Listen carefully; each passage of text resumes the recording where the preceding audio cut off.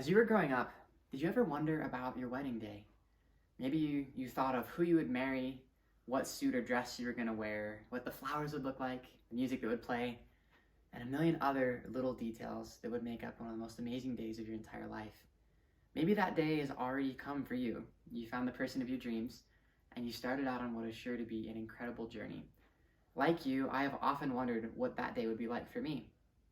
The sad truth of the matter, though, is that statistically, either you or I will get a divorce.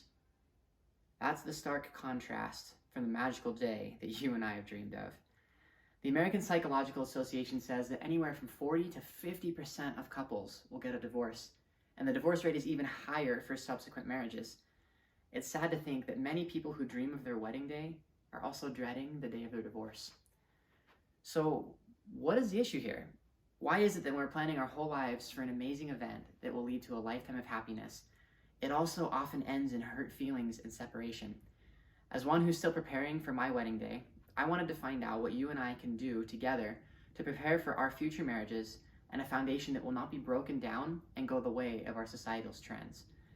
I believe that there are things that we can do in all of our relationships, and especially our marriages, that can help us build a foundation that will last. I want to go over several simple things that we can do to help us achieve that goal.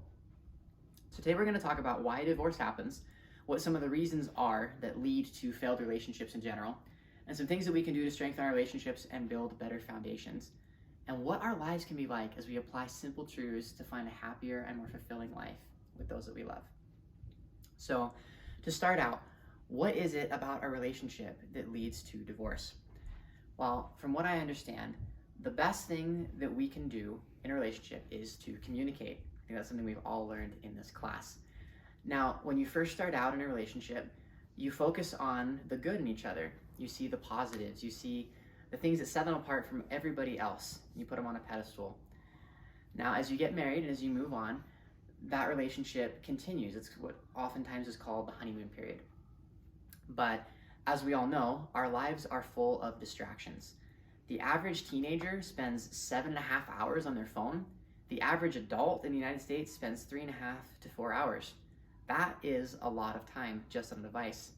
Combine that with our work schedules, for a lot of us trying to go to college and farther education, and other family obligations from now both of the families that you have with your parents and with your in-laws, and suddenly you have a lot of things that are vying for your attention. Now, this isn't necessarily bad. There's plenty of things that will vie for our attention throughout our life. The issue comes when those things start to become a priority over our spouse. The number one thing that we need to help our spouse or significant other feel is that they are a priority to us, that they are valued and validated. But when they feel that other things are taking precedence over them, it starts to lead to a little bit of a disconnect. They feel like they're not a priority, that you're not making time for them, and that can lead to them feeling not unvalidated and misunderstood. And when they feel that they're not important, that also can cause them to kind of distance themselves. If they don't feel safe, if they don't feel like they're important to you, they're less likely to open up. Now, what they've done inadvertently is to build a wall. Because they don't feel like a priority, they feel like they can't open up to you and communicate. So now there's a barrier between you. This becomes an issue when neither person recognizes that the barrier is there and does anything to mitigate it. So when you have a relationship with a wall in between you and your significant other, that connection that you felt, that joy that you felt as you were courting and dating and getting married, now feels absent.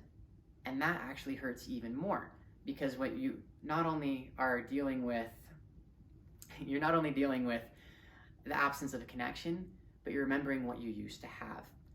And so this turns into a lot of times people trying to find a reason for that disconnect. Now let's circle back. Remember all of those little faults that we overlooked when we were dating and we were first married? Suddenly all of those things come back, but they're now reasons for the disconnect. Well, I don't connect with you because you just care about work and making money. Or you spend all your time over here and I don't mean anything. And so suddenly all these little faults become the forefront, masking the issue that communication is what you were lacking. So Dr. Gary Chapman wrote a book called The 5 Love Languages. And in it, he describes how everybody has 5 primary categories that they can receive love. Now, it's not an all-encompassing list, but it gives you a basic idea of what we can do to be validated and to validate each other.